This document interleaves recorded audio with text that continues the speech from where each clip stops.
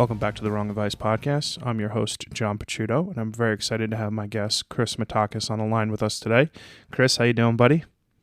I'm well, man. Thank you for having me. Great to be connected. Oh, very excited to have you on the podcast today. Why don't you go ahead and introduce yourself to the listeners? Sure. What's up, guys? So my name is Chris Matakas. I live in central New Jersey. I do a couple things. I run a jiu-jitsu school in Florence, New Jersey, as well as I'm an author and a mindset coach. And when I'm not doing those things, I am alone in the woods as much as possible. Very cool. A lot to unpack there. First things first, when did you start doing jiu-jitsu? I started jiu-jitsu. Yeah, I started right after I graduated college. So I would have been 22. I actually took my first lesson a week after I graduated because I was bored. I needed something to do. I needed a rite of passage. I didn't feel like I was ready for the real world. And I took my intro class and I fell in love with it. And that was then my entire 20s was spent on a jiu-jitsu mat. Wow. And author-wise, kind of explain to me how you got into writing and what that process kind of looked like. Yeah, absolutely. So I think I've written 13 books now and casual. 11. Yeah.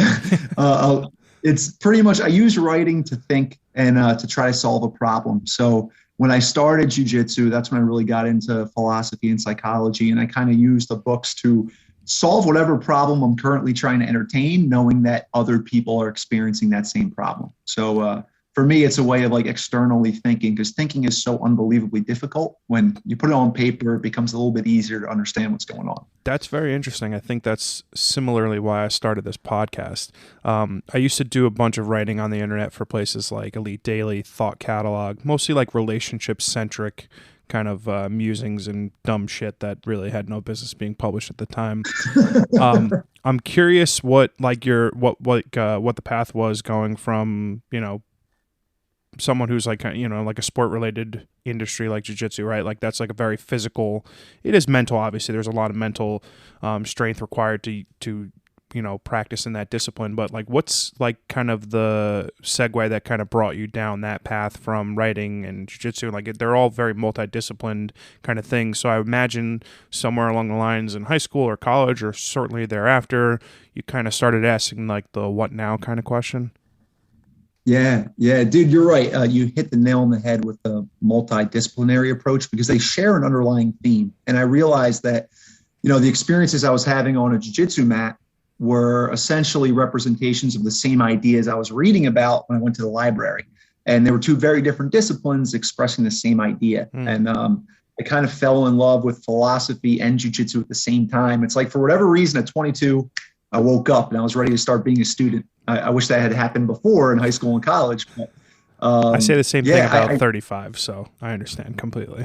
Yeah, right. Yeah, no doubt. And I just feel like it's the same fundamental behavior process that leads to success in any discipline. And it just so happens that jiu-jitsu was the vehicle by which I came to learn that process. And then once the idea, like once you master one thing, you can master anything. It was that same approach because now I can view the world through the lens of jiu-jitsu and see things through those eyes. That's interesting. I kind of do a similar thing with photography. Obviously, I'm a photographer. I've actually started seeing the world in a lot of a way different light than prior to picking up a camera. Like I make a comment a lot when I'm interviewing other photographers. I'm like, I start seeing life in frame lines. Like, and I don't know, I'm sure you don't like walk around thinking like, oh, I could like tackle that guy and chuck him out. That's not what I mean. But it is funny how something that you take and you master and how you can like use that and apply it to like other aspects of your life. You mentioned like having wished you had kind of come to this stuff earlier than 22. I feel like 22 is a wildly young age to be, very mentally well adjusted to the world. What was like your growing up like, explain to me like high school and where'd you go to college and like what was that kind of family life like for you?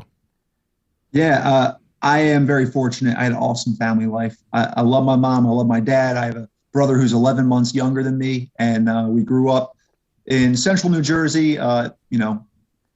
Solid middle class. Didn't really want for anything, and I played sports my whole life. And then when I got to high school, I fell in love with football, and that was it. Right, that was my life for a long time. And then I went to college to play football, and like 2 weeks in, I destroyed my ankle and couldn't play anymore. Oh So, shit.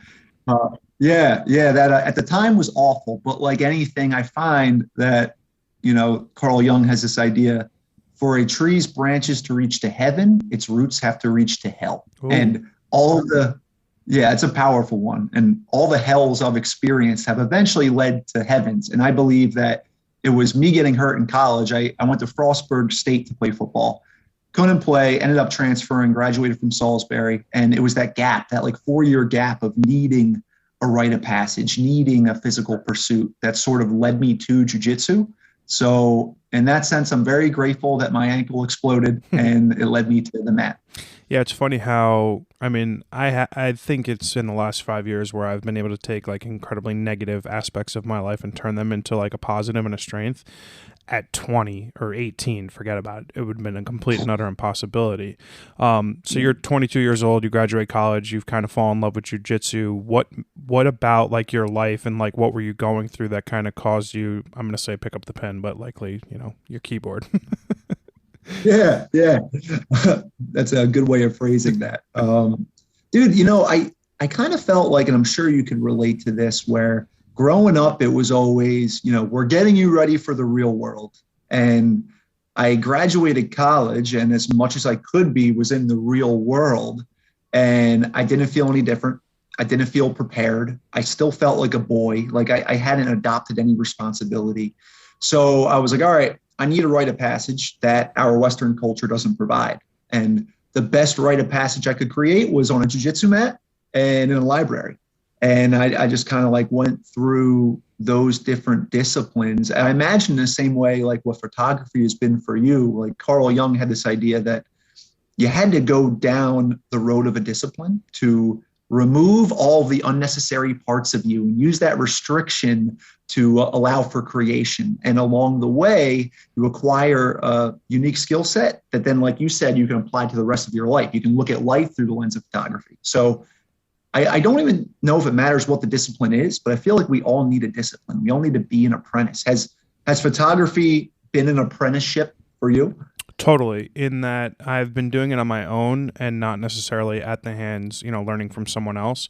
But it was one of those things where it was with me when I needed it most unknowingly, right? Like it was, I've told the story a million times. I had a camera collecting dust in my closet. I picked it up like one time and then like put it back in my closet and never thought about it again. And then just somewhere in that, last couple years, you start searching for what do I do now? And very similarly, I had a very kind of, go to high school, get good grades, go to college, graduate, get a degree, you get the first job out of college, then you need to get the second job to make more money so you can get a nicer car and you can buy a nicer watch and then you can get a better apartment. And like I kept doing all those things year after year after year after year, chasing really just competing with my peers on like how much money I should be making or how much bottle service we should be spending on a Friday, and giving really no thought context whatsoever to like, oh, is John happy? Like, am I fulfilled in what I'm doing? Am I enjoying my life? I mean, like, don't get me wrong, I was enjoying my time, but there was no nothing beyond the surface of happiness. And I think like whenever you get into a situation where like in the last 2 years, the basic premise of your life disappears, right? Like when you're no longer allowed to leave your house, when I was confronted with job loss, when all these things start mounting, you're like, well, what the fuck do I do now?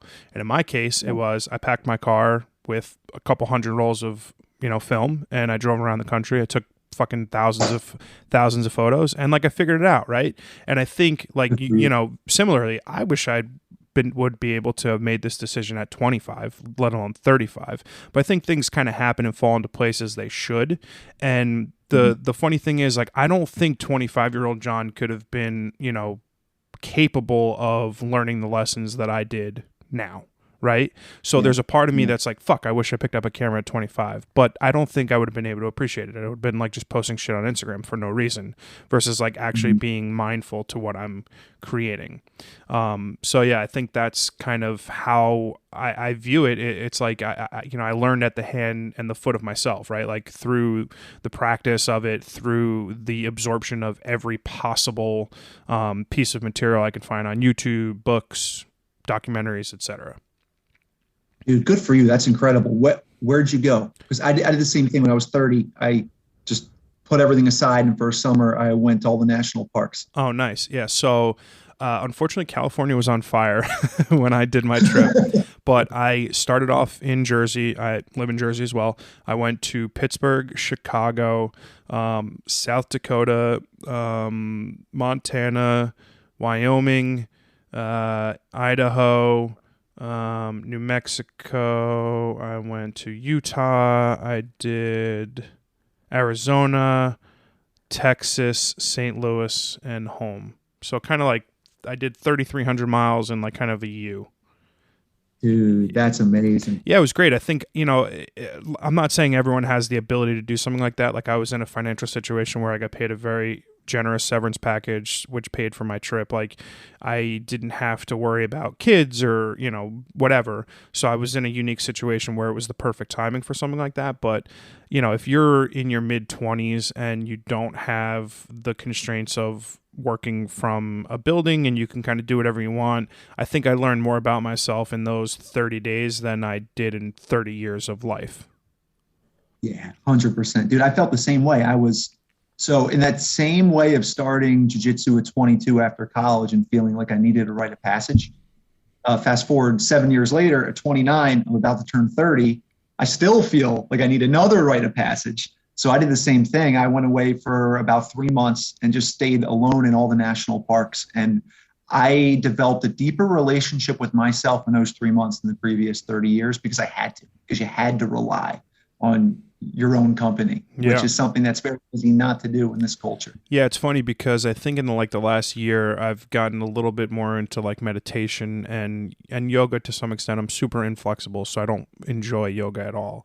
But the practice of it and that of meditation have made a very marked improvement in just like my daily life, in my mindfulness, in my ability to concentrate on the moment that I'm in. And like 25-year-old John would be like, what the fuck are you talking about? Like fucking meditating, like yoga, shut the hell up. Like what girl are you trying to hook up with that is a yoga instructor, right? That's what 25-year-old John would have thought.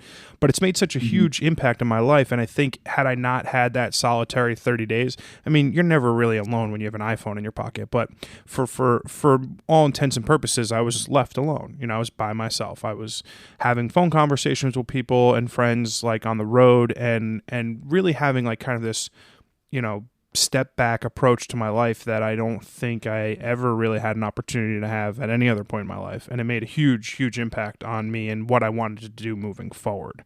So it sounds like you had a very similar experience at 30. Yeah. It's funny when you go off, it's kind of like I view a lot of things through that lens of the hero's journey, just because like academically, that's all I'm focused on. Because I think it's the best behavior process we can enact, regardless of what's happening in our lives. And when you go off on your own hero's journey and you come back, you can't do the same things. Mm-hmm. You know more, you are more, and it would be a disservice to the journey you went on to just repeat what you did prior to the journey. So for me, that was the catalyst to like, all right, I'm opening up my own school. And then I met my wife like a couple months later. It was like all these things catalyzed into that transformation. How was it different for you when you came back? In a lot of ways, it was good, and in some ways, it was bad. I think it makes you reevaluate pretty much everything. And well, at least it made me reevaluate everything in my life, like the people in my life, the fortunateness that I had. It coincided with a very weird time in history, right? Like, so it was in the middle of a pandemic. It's not like I could then enact greater change in my life because I was still confined to my house, right?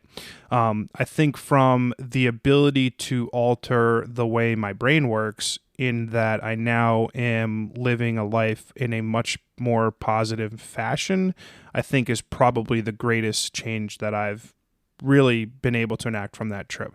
I think, I had a subconscious mind coach on the podcast last week, Betsy Pake, and Betsy was teaching me a lot about how like your mind works, right? We use 10% of our brains and like half of it is conscious thought and the other half of it is unconscious thought. And I never really put much thought into that, but I have for the duration of my life been irrationally confident. I've always believed that everything will work out, and whether it's because I'm a Sagittarius or whatever the fuck it is, I've always believed like things will work out. And that is sort of that kind of positive subconscious in me that has kind of led me to be successful in these new endeavors that I'm trying and that I, have thankfully been able to be successful at. I'm curious, obviously you said you wrote 13 books, and obviously you are a jiu-jitsu teacher. The completion of one novel, let alone 13, and the ability to kind of open up your own school is like two huge, amazing life accomplishments. Do you look at things differently when you look back on like book one versus book five, crossing X threshold for students in your class? Like, how do those achievements kind of fill you up, today versus like maybe say a couple years ago? Yeah, man, that's a great question. So I used to think of them, I guess, as like individual achievements, like get this thing done, put that trophy up on your shelf. But now I kind of view it as just like the natural unfolding process. Mm-hmm. And like I know you talk about, you're very interested in how people transform pain and difficult experiences into the blessings they now enjoy. And I spend much of my time in nature, and I think nature is a great teacher. And if you think of a flower, releasing from the bud, it's like an unfolding process. It happens upon its own time. There's nothing you can do to force it. And when it's the bud, it's no less useful or meaningful than the flower. It's just that's the stage it's in. So with the jiu-jitsu school, 50 students, 100 students, 150 students, it's just this unfolding. And I tend to be very impatient, and I very quickly want to go from point A to point B. Yeah. And I will miss the unfolding and the journey along the way. So like for the books, it's always, what problem are you trying to solve, and do your best to solve that problem today. And for the jiu-jitsu school, it's, why are you teaching? To serve people through jiu-jitsu. And if you serve people today, the business will take care of itself. So I think my weakness is very much looking ahead, being very goal oriented. And my current focus is not sacrificing the present at the altar of achievement, which is very easy to do. Ooh, yeah, that's super easy to do.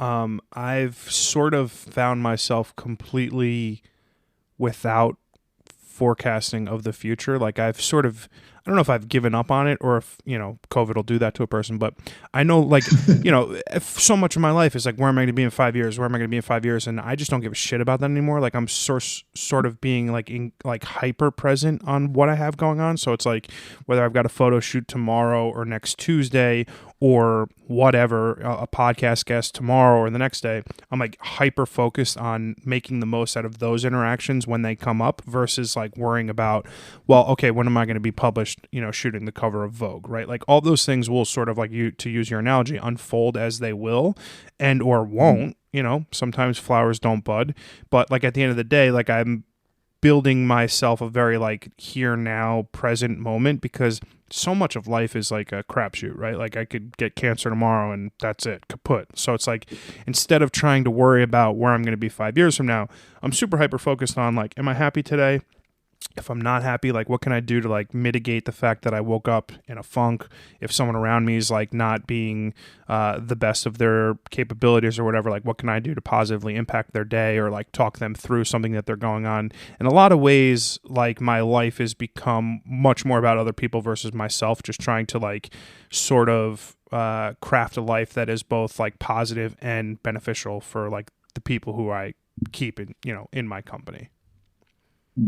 Yeah, that's beautiful. And dude, is there a faster way to happiness than focusing on other people? It's hard when you just focus on you. Yeah, it's super hard when you focus on you because there's always something else, right? You're always, looking towards that next thing. And, I used to be very, very materialistic, very, very worried about, dollars and cents and like things that don't really give any benefit to your life, right? Like I moved over the summer and I was just like paralyzed by the thought of getting rid of things that like I had spent money on. And I was like, holy shit, like that's such a diseased kind of mindset. It was like sick that I would look at something that like legit a sweater that I got 7 Christmases ago that I wore once.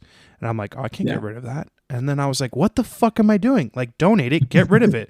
Like, it's just really funny how 10 years ago, I would have just like boxed it up, put it in storage and never thought about it. And then when I was 45, I'd be like, oh man, I've been paying for the storage unit for 20 years. I should probably see what's in it. but like that's changed a lot.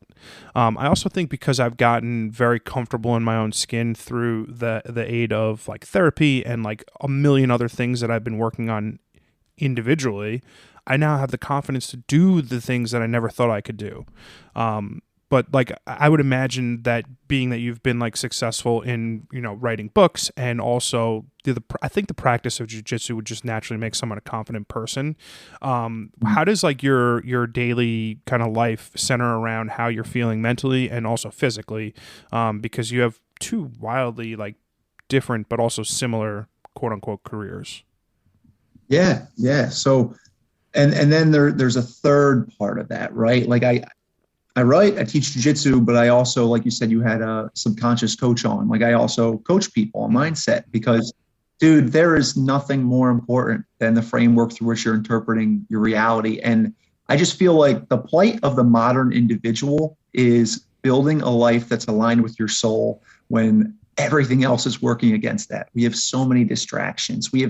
If you just think of like the general Western lifestyle, like it does not serve us. It does not provide health, and it doesn't provide physical health or mental health. Mm-hmm. So much of my life almost feels like I'm almost kind of like walling myself off from Western culture and then productively trying to step in and serve people through jiu-jitsu, through writing, through coaching. So for me, like just about every morning, it's a walk through the park at sunrise with my puppy and hopefully with my wife.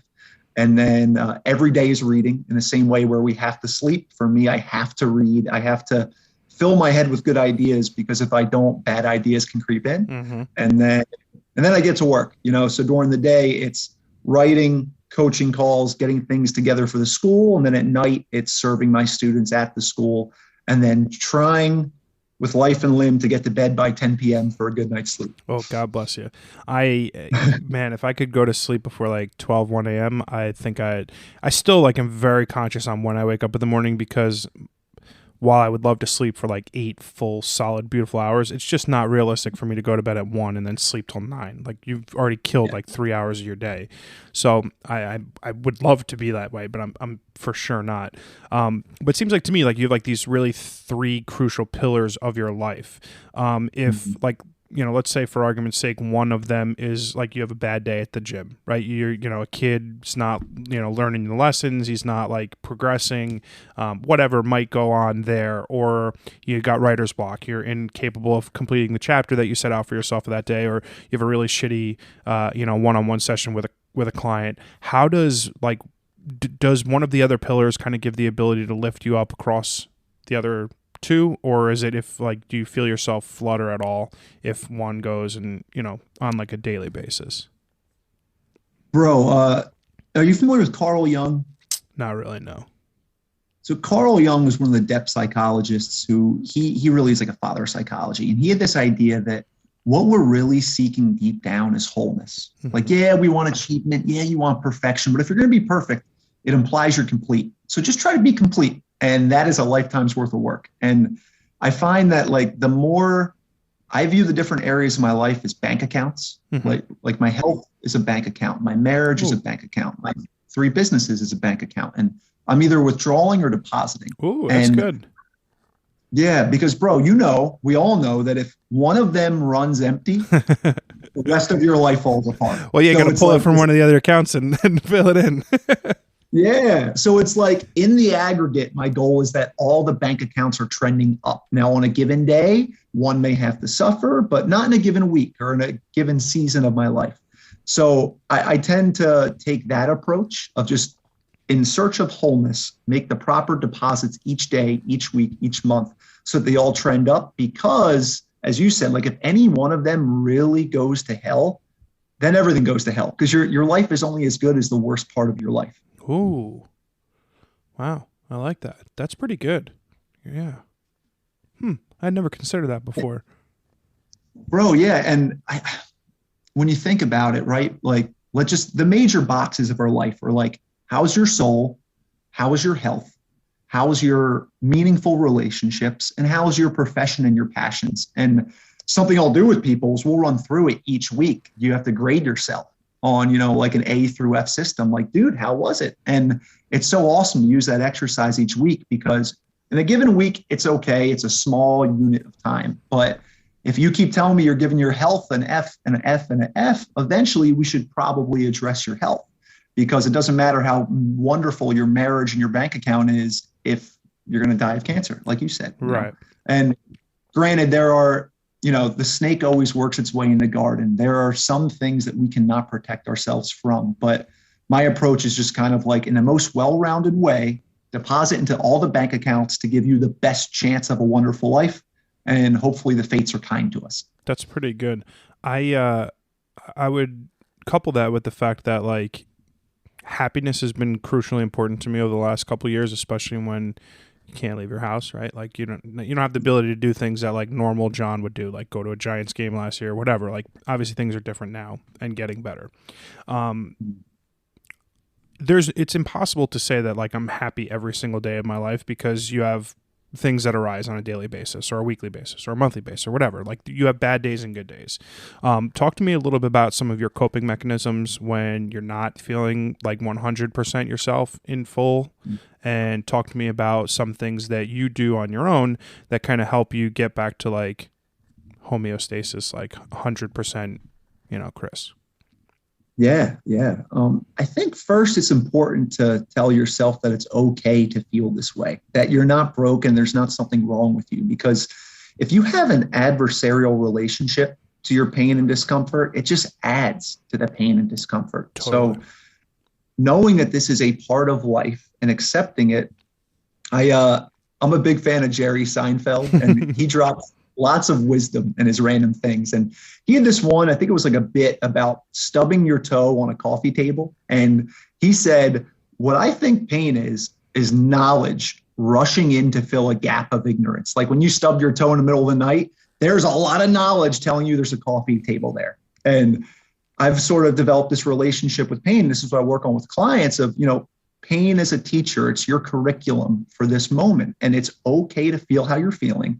And it's a change agent that is telling you where it is you're supposed to go. Because I think I'm heavily influenced by Jordan Peterson. And he says, you can use meaning to orient yourself in your life. Like, what are the things you're pulled to do? What are the things that your soul just wants to become? The things you gravitate toward on a day off. So that's positive meaning. But I think pain is negative meaning. And it's just as useful.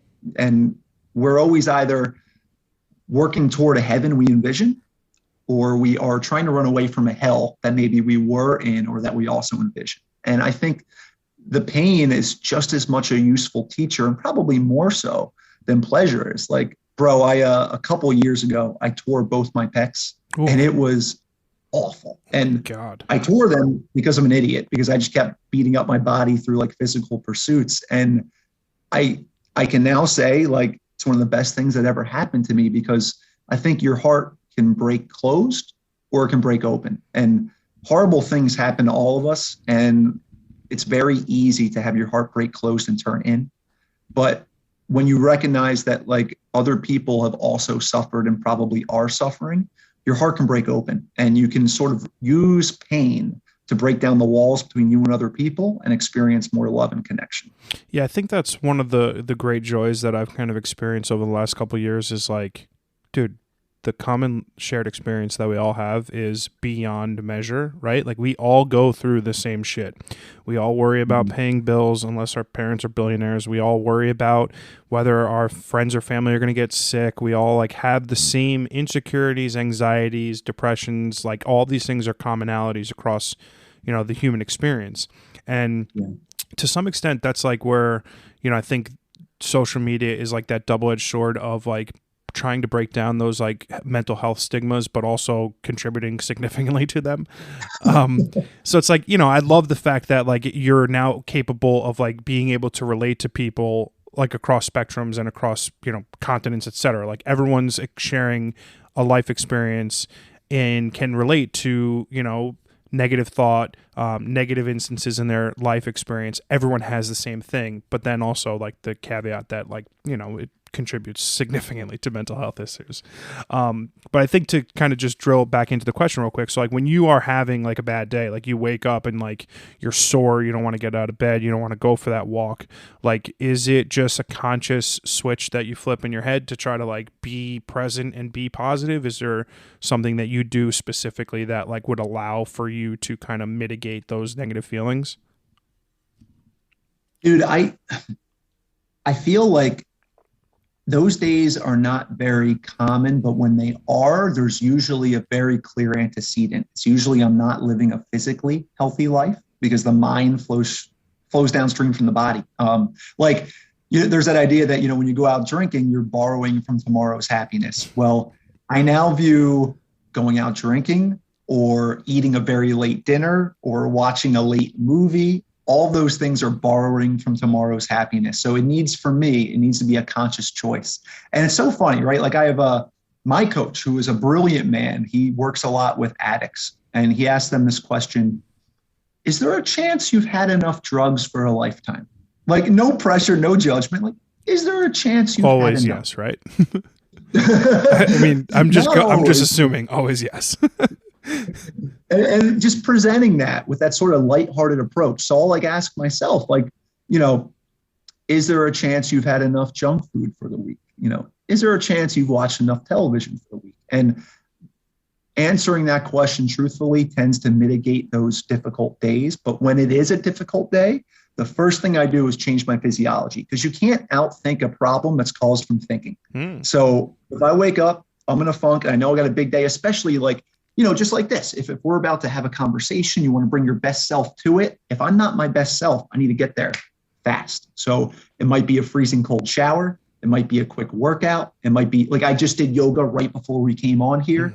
I think physiology is the conduit through which you can change your psychology as quickly as possible with the ability to replicate that on a moment's notice. I like that. I will attest to that. I actually woke up this morning kind of feeling just like blah, lethargic. It's, rainy and dreary out. I don't know what it is by you. It's just like a shitty day out.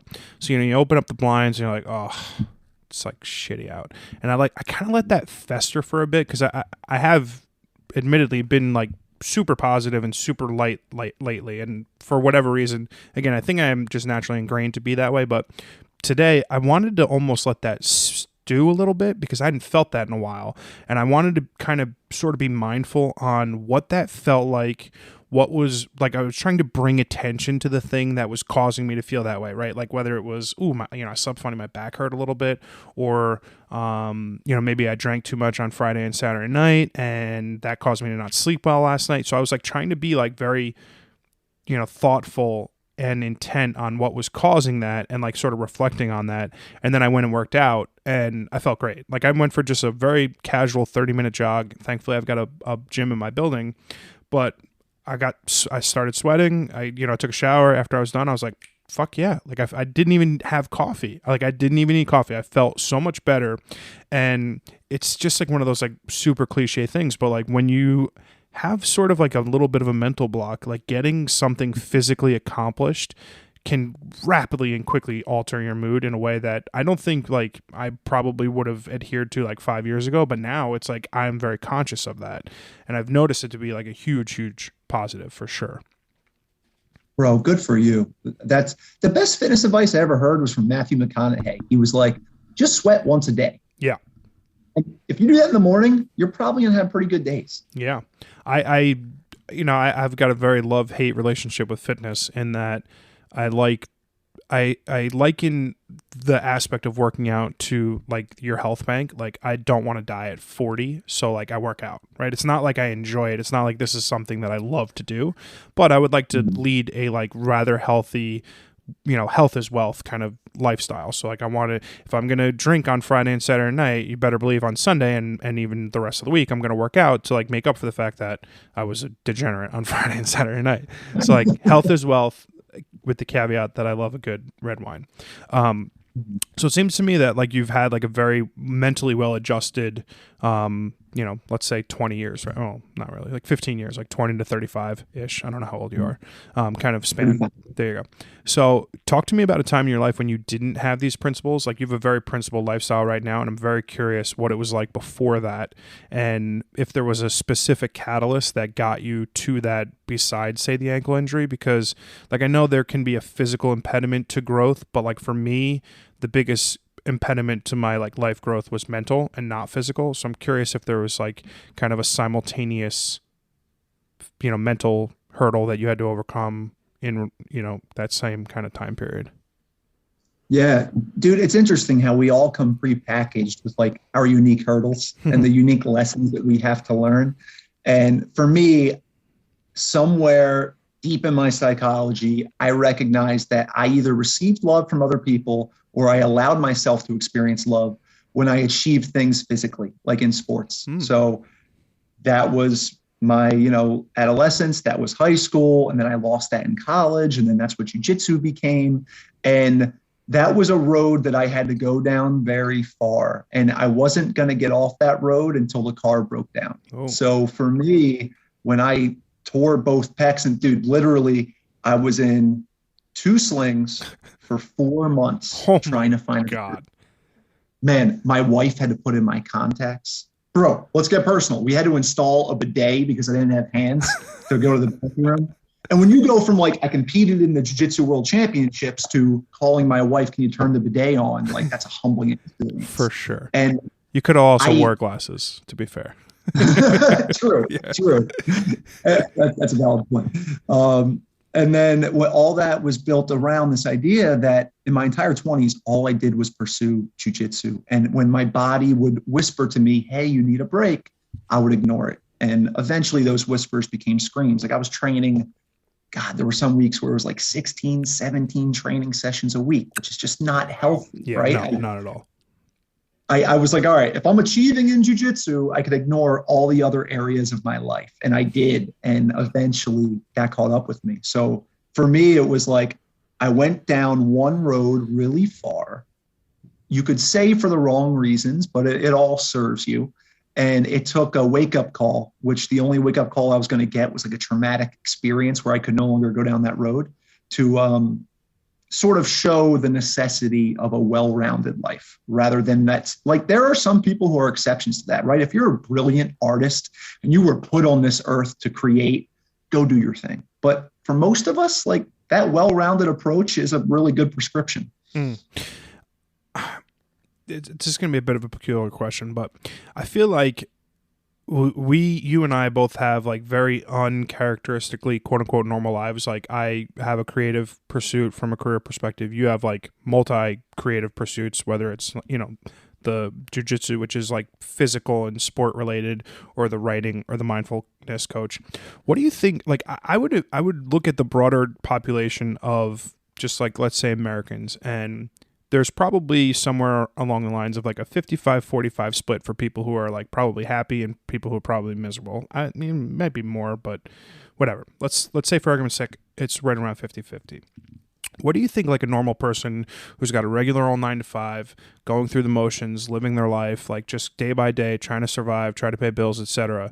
What do you think is their biggest impediment in terms of, like, I would say like almost flipping the switch for towards like happiness, but I'm just kind of curious what your thought process is for like people who just have like very, very mundane, normal lives, and they're looking for something more. Yeah.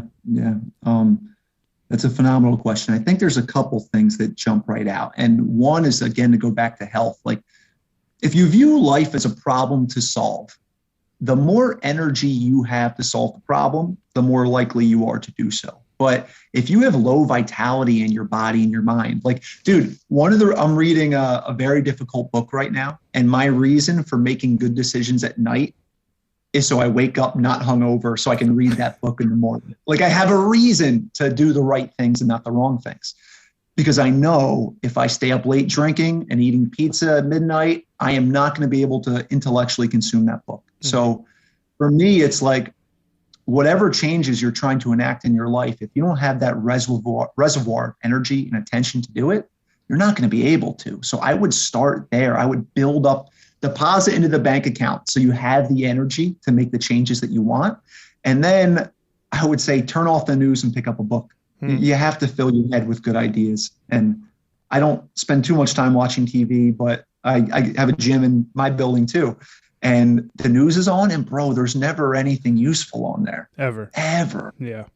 I mean, yeah. Go ahead. Sorry. Well, yeah, I was just going to say, so you have this opportunity where if you build a habit of reading, you can download good ideas that are scarce right now. I like that. I used to look through the lens of like quote unquote success, and it was like a 99% financial metric, right? It was no longer like what would make me successful at work would be like a promotion, but it wasn't the promotion to the new job title. It was like more money, right? So like everything that I viewed as like a success in my life was monetarily associated. I've since learned that like success isn't like a financial metric. It's more of like, what have I achieved and like, what am I proud of? And I look back like just over the last 2 years of things that I have accomplished and think, wow, holy shit, can't believe I did that. So for you, how do you go about measuring success and like relating it to like things that you like make you proud of what you've accomplished on a daily, weekly, monthly, yearly basis? Yeah, there's an awesome video on YouTube that we could all benefit from. It's by Earl Nightingale. It's called The Greatest Secret in the World. He was like a 1950s motivational guy, like one of the first. It's in like black and white. And he defines success as the progressive realization of a worthy ideal. And I would say that's, for me, that's kind of how I view it. I have a vision of the life that I'm creating, and I also have an obligation to be present and enjoy the creation. And am I daily moving closer to those things? And you can use the tangible things as like benchmarks along the way. Like it's, for me, it was like, get a black belt in jiu-jitsu and open up your own school and write this book and start the coaching practice and all those things. But I think it's always been centered around who am I becoming? And I have sort of centered in on this idea that, again, is a Peterson-ism of if you want a meaningful life, adopt responsibility. So I am now viewing success through can you adopt responsibility in a way that serves others, and can you enjoy the process of doing so? And in a perfect world, it's aligned with your soul and your passions. I like that. What advice would you give for someone who's lacking that direction, right? Like you're 22 years old, you just got your first job out of college, you haven't left your house in 2 years. Like clearly this is not what you signed up for, right? You didn't spend 4 years and $100,000 to do basically nothing. So like what would you like, what's like a piece of advice that you give someone who feels like rudderless or lost? Yeah. And so this is why I love that idea of the hero. It's so useful. So there's this really old story about the knights at a round table, and the Holy Grail appears before them, but it's covered in this cloth, so they really can't see it. And they say, I'm going to go off on a quest. We're going to find the Holy Grail. So they ride off into the forest adventurous, and they freeze at the forest edge. And this is where it hits home. The story goes, and the knights split up, and each knight went into the forest where it was darkest to him. And the idea is because if you're on the path, you're on someone else's path. And the only way you're going to find your unique pathway to bliss is through living your own unique life. And my advice would be to embody the archetype of the hero. Now, what the hell does that mean, right? So the hero is the one who voluntarily confronts the unknown with the assumption that there's benevolence out there, that I'm going to go find it. So you go on this journey of going into the unknown where you're not strong to acquire information, to acquire strength. Now, how do you apply that directly to your life? So in mythology, there's this motif of the hero and the adversary. And I think the simplest codification of this is, again, from Peterson. The hero is the one who pays attention, explores, and creates something useful, whereas the adversary is the one who looks away. And I would just say that, are you paying attention or are you looking away? So if you have the awareness to be, I'm 22 years old, I'm stuck at home, I'm not happy, but you're paying attention to the fact that you're not happy, then you've already started stage one of your hero's journey, because now you're going to figure out what your happiness is. But if you look away from that, if you ignore that, if you say everything's okay when in your soul it's not, that's when you kind of wall yourself off into this tomb where you just slowly die. So it would be to pay attention. And if you're paying attention, just know that like the best prescription of all of mythology, of all of humanities, of all of religion is to voluntarily go off into the unknown in search of its benevolence. And that may be looking for a new job. That may be picking up a new hobby. Dude, it may even be going on a dating app and looking for the partner. You know, like maybe your hero's journey involves Tinder.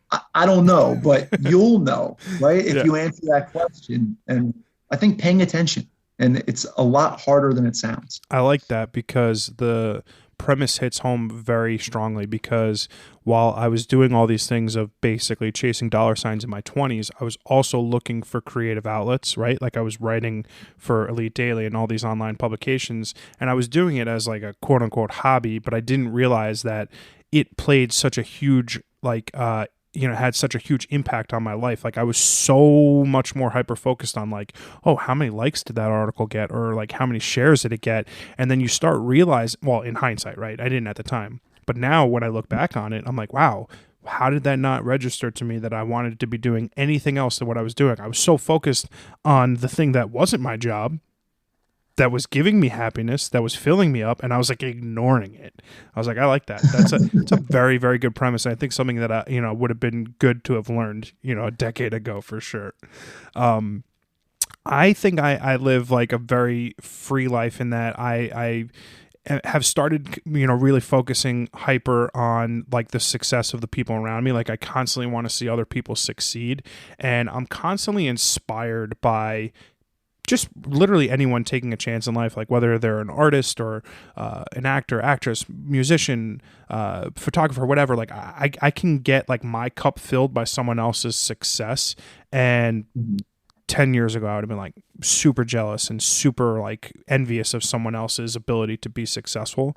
But I'm curious what inspires you and like what kind of fills your cup up from like an external perspective.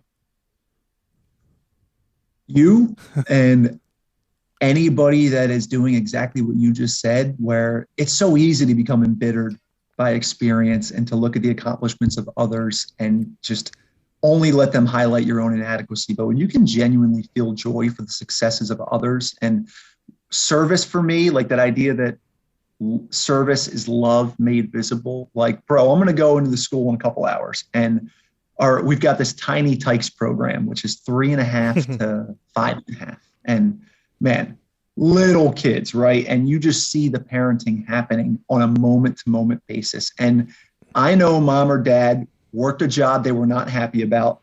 I know they're underslept. I know they're exhausted.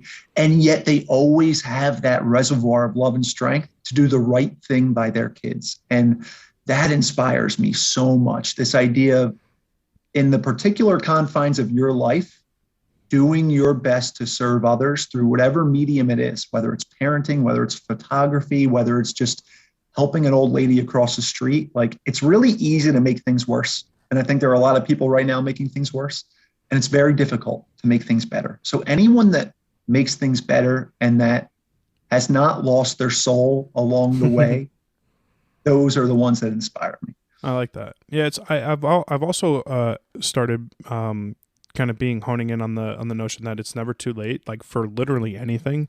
Like I used to be very, very of the mindset that like, oh, I can do that tomorrow, and or like I'll worry about that down the road. And like then after you have like the kind of 2 years that everyone has kind of experienced, you realize that's not the best way to live. Like realizing that you don't really necessarily have this guarantee, I think has been a huge kind of pivot point for me, in that like I'm no longer putting off tomorrow what I could accomplish today, which I've found to be very, very important, just on like my day-to-day life for sure. Bro, that's beautiful. Do you find yourself, so like I have maybe the biggest 2 to 3 months ahead of me coming up life-wise. Like I've got a huge podcast dropping next week with a former NFL player. I'm getting published in February for a magazine, and I've got like all these like huge, congratulations. Thank you. I've got like all these huge like things that I've like worked really hard for in the last couple months, kind of, coming to a culmination. There is a part of me that is trepidatious of the success that I am going to be experiencing over the next, say, 60 to 90 days. It's not fear of the success. It's more fear of the what now. And I talk about the what now a lot in life because I got to a point a couple years ago where I was like, well, what the fuck do I do now? Right? I lost my job in the middle of the pandemic and I had literally no idea what to do with my life. And it sort of feels like I'm entering a very similar kind of season where I will have accomplished everything that I had put forth for myself within a certain period of time. And then now I'm reaching that, whoa, I did it. What now kind of aspect. Yeah. How do you deal with that accomplishment of your 13th novel you just completed or hitting that next threshold of the amount of kids that you want in a class? How do you kind of take that positivity and allow that to grow into the next kind of goal or, level that you would like to see yourself achieve? Yeah. And that's the problem, right? With this model of I'm working toward a goal, because when you get there, you just need a new goal. And that it's biologically true because that's the way we're built. And I think Carl Jung hit the nail on the head on this one when he talked about this idea of circumambulation. Now, what that means is if you imagine water flowing down a drain, it starts in a big arc. And as it gets to the drain, that arc gets smaller and smaller and smaller until you get to the center. And he said, that's what it's like for the development of ourself, of our soul. And I view it as each time around that circle is a death and rebirth, right? So you achieved your goal, right? You were reborn into those things you wanted to become, but your journey isn't done. Mm-hmm. You still have to go around the circles. So now it's time for another death and rebirth. And you continue to do that until you hit the center. And then here's the brilliant part of this whole thing. The center, the self that you're aiming at, what the Johnest John that ever John, whatever it is you're trying to become, it recedes as you get closer to it. Because as you get more potential, there's more potential John in the future. So I've kind of viewed it as when I make one time around the bend and it's time for another death and rebirth, I'm just one step closer to the inevitability of whatever it is I'm becoming. And it's useful because if you think of it like on a physical plane, when you journey, you have an idea that, okay, over there is better than here. So you go there. But now that you're there, you have a different viewpoint, a different vantage point. So you can see your life differently, but you're also different because you journeyed, because of what you became on the way. And our life is a series of those point A to point B, C, D. But the idea is that each of those, the next journey is actually smaller and more specific as you hone in on what it is you're aiming at. Like the new rebirth that you're going to go on now after these 60 to 90 days is going to be a much smaller rebirth than, say, the one you went on 2-3 years ago. And as long as you're funneling in toward what it is you're supposed to be, I just have faith in the process of each death is going to lead to a better rebirth. I like that. That's pretty good. I'm going to use that. I definitely think I'm going to steal that. That's pretty good. Thank you, Carl Jung. That's pretty good. I like to spend the last bit of every podcast doing like a little bit of a rapid fire questions. Some are easy, some are a little in depth, a little bit harder. Just top one or two things that kind of come into your mind and just kind of like what you think about when I ask questions. So first question is, what is your favorite book? Maps of Meaning, Jordan Peterson. Okay. What's your favorite movie?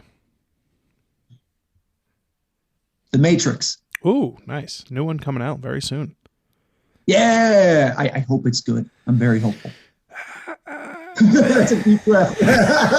Listen, I love The Matrix growing up. I own all three of them and I watched them, I would say definitely once a year. Like, I think they were just like revolutionary and it hit us when we were at like the perfect age, right? We're 15 or 14 or something, like the perfect age for those movies. I'm not really sure what's left for them as storytellers to tell within this universe. So I'm very curious to see what it's like. I have probably low expectations, which means I should like it more, which is my hope. Love that. I'm going to go into it with the same approach. Yeah. What's your favorite food? A good steak. Same, for sure. Do you believe in an afterlife? I think that would require a longer conversation. Short, I can't even give a short answer. That may have to be our next conversation. Sold. I'm okay with that. What is your biggest fear? Not fulfilling my potential and missing out on the beauty of this place for not having done so. What's your biggest dream? To live alone on a mountain with my wife and children and dogs. That sounds fun. I like that. How do you overcome regrets? By using them to fuel better decisions today. Oh, that's good. What's the best piece of advice someone's ever given you? In regards to material wealth, the driveways get longer, the fences get taller, but nothing changes. Ooh, that's a good one. I like that. What is your best piece of advice for someone hearing you for the first time on this podcast? To really seek to understand the hero narrative. And there are so many ways to do it, through Jordan Peterson, through Carl Jung, through my work. But I deeply believe that regardless of the particulars of your life, if you embody the behavioral process of the archetypal hero, you maximize your chances of achieving and fulfilling whatever it is you want to do. What if you don't view yourself as like the quote unquote main character in your own story? You know, that's like a meme thing now. Like, oh, I'm not, you know, I knew I wasn't the main character because blah, blah, blah, blah. That's a great question, bro. I would ask why, because you're the only one in your head. And I imagine if you sit quietly alone in the room on a long enough timeline away from Instagram, just with yourself, you'll probably reorient pretty quickly. I would agree with that very, very deeply. What's one recommendation you have for everyone listening today on something that you've recently consumed? Could be a movie you watched, TV show, podcast, book you read, just something that you've recently finished that you think everyone should take a look at.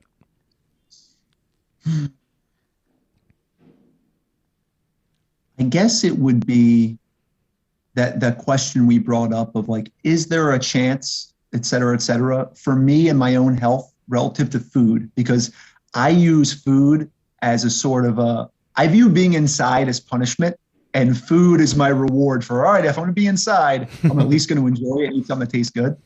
Asking the question of whatever your bad habits are, is there a chance I've had enough drugs for a lifetime? Is there a chance I've had enough Snicker bars for a lifetime? And just keep asking that question without judgment. And I've found that I've said yes to that question much sooner than if I had been chastising myself, as opposed to just asking, is there a chance you're ready to shut off the TV? That's good. I like that. I am actually going to start implementing that a lot because I have started kind of doing that, like through things like intermittent fasting and like timers on my phone for like application use and stuff. And I've noticed it have a very great and positive impact on just like my day, right? Like the less time I spend on my phone, typically the happier I am. Yes. Yeah. Sad but true. Chris, dude, thank you so much for coming on the podcast today. Greatly enjoyed our chat. For sure, can't wait to do it again. I have a very cheesy line. If you've been on my podcast, you're now part of my family. So welcome. I'm very happy to have you. I am very appreciative of your time, and hope you have a great rest of your day. Man, I appreciate it. It was a pleasure to speak with you. You as well. This was an absolute joy. Thanks. Take care.